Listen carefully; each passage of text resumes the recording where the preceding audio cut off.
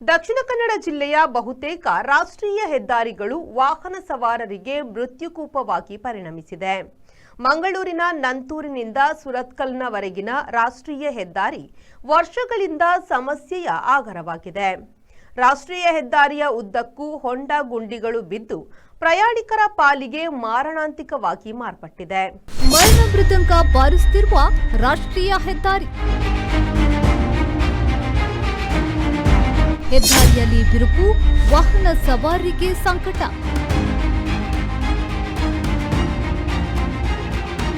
ಅಪಘಾತಕ್ಕೆ ಕಾರಣವಾಗುತ್ತಿರುವ ರಾಷ್ಟ್ರೀಯ ಹೆದ್ದಾರಿ ರಸ್ತೆ.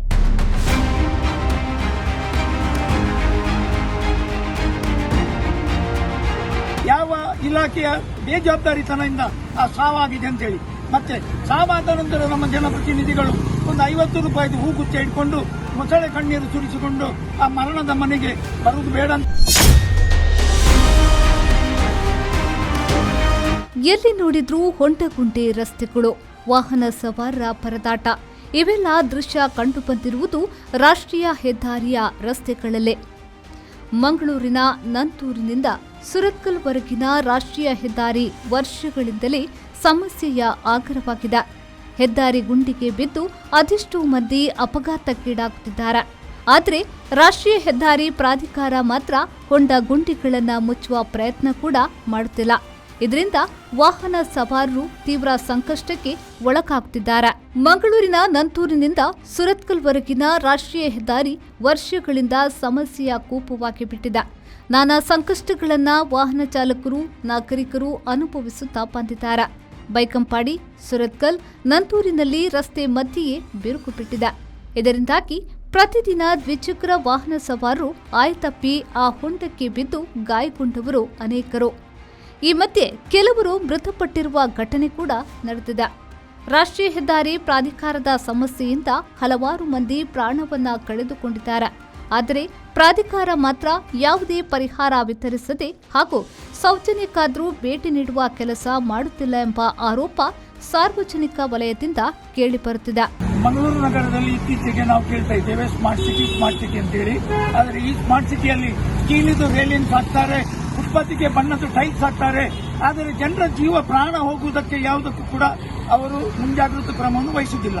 ಒಂದು 7 ದಿವಸದ ಬಿಸಿಲು ಬಂತು ಹೊಂಡ ಗುಂಡಿಗಳನ್ನು ಮುಚ್ಚಲಿಕ್ಕೆ, ಆದರೆ 5 ಪೈಸೆ ಕೆಲಸ ಇವರು ಮಾಡಲಿಲ್ಲ. ಇವರು ಮಾಡದಿಂದಾಗಿ ನಮ್ಮ ಸಾವಿನ ಲಿಸ್ಟಿಗೆ ಮಗದೊಂದು ಸೇರಿದೆ. ನಿನ್ನೆ ಬೈಕಂಪಾಡಿಯಲ್ಲಿ ಒಬ್ಬರು ಯುವಕನ ಮರಣ ಆಗಿದೆ.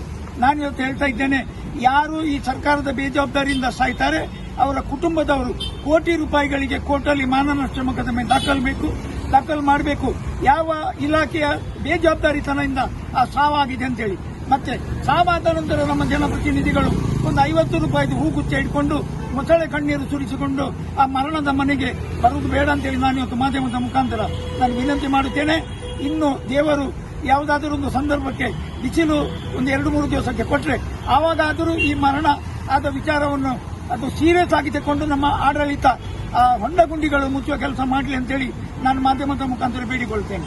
ಕಳೆದ 2-3 ವರ್ಷಗಳಿಂದ ಸಾಕಷ್ಟು ಹೆದ್ದಾರಿ ಅವ್ಯವಸ್ಥೆಯಿಂದಾಗಿ ಸಾಕಷ್ಟು ಜನ ಮೃತಪಟ್ಟಿದ್ದಾರೆ. ಹೆದ್ದಾರಿಯಲ್ಲಿರುವ ಹೊಂಡ ಗುಂಡಿಗಳನ್ನು ತಪ್ಪಿಸಲು ಹೋಗಿ ವಾಹನ ಸವಾರರು ಸಾವನ್ನಪ್ಪುತ್ತಿದ್ದಾರೆ.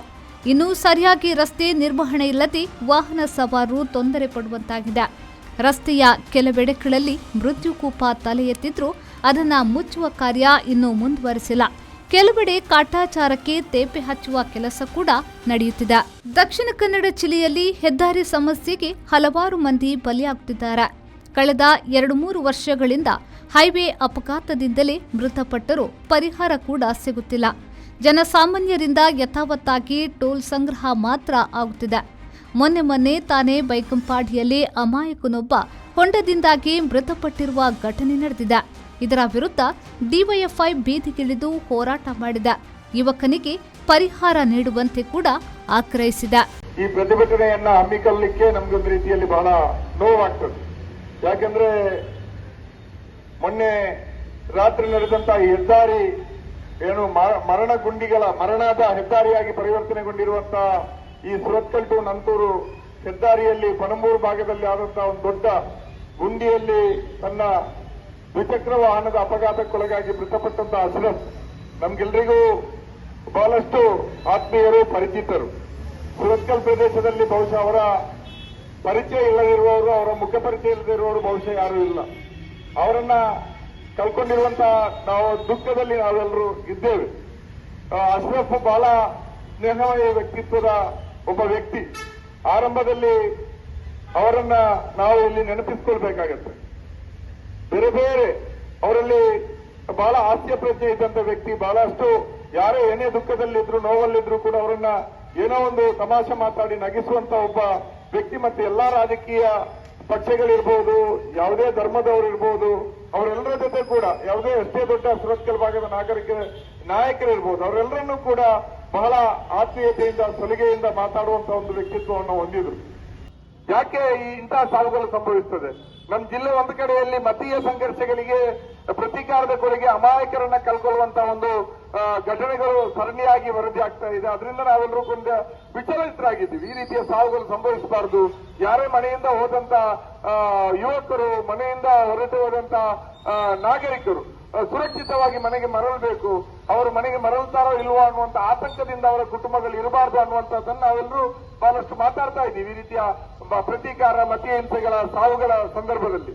ಆದ್ರೆ ಇವತ್ತು ಈ ಸುರತ್ಕಲ್ನಿಂದ ಮಂಗಳೂರಿಗೆ ಹೋಗುವಂತ, ಅದು ದ್ವಿಚಕ್ರ ವಾಹನದಲ್ಲಿ ಹೋಗುವಂತ ಅವರ ಕುಟುಂಬದವರು ಕೂಡ ನಮ್ಮ ಮನೆಯಿಂದ ಹೊರಟಂತ ನಮ್ಮ ಮನೆಯ ಮಕ್ಕಳು, ಗಂಡಸರು ವಾಪಸ್ಸು ಒಂದು ಬರ್ತಾರೆ ಅನ್ನುವಂತ ಗ್ಯಾರಂಟಿ ಇಲ್ಲ ಈ ವಾಹನ ಗುಂಡಿಯಿಂದ, ಈ ರಸ್ತೆ ಗುಂಡಿಯಿಂದಾಗಿ. ಇವತ್ತು ಮತೀಯ ಕಾರಣಕ್ಕಾಗಿ ಮಾತ್ರ ಅಲ್ಲ, ಈ ಹೆದ್ದಾರಿಯ ಮರಣ ಗುಂಡಿಗಳಿಂದಾಗಿಯೂ ಕೂಡ ದುಡಿಲಿಕ್ಕೆ ಹೋದಂತ ಗಂಡಸರು, ದ್ವಿಚಕ್ರ ವಾಹನದಲ್ಲಿ ಹೋದಂತ ಗಂಡಸರು ಮನೆಗೆ ವಾಪಸ್ ಬರ್ತಾರೆ ಅನ್ನುವಂತ ಗ್ಯಾರಂಟಿ ಇಲ್ಲದೆ ಇವತ್ತು ಕುಟುಂಬಗಳು ಬದುಕು ಸಾಗುವಂತ ಅಥವಾ ಆತಂಕದಲ್ಲಿರುವಂತಹ ಸಂದರ್ಭ ನಮ್ಮ ಮುಂದೆ ಇದೆ.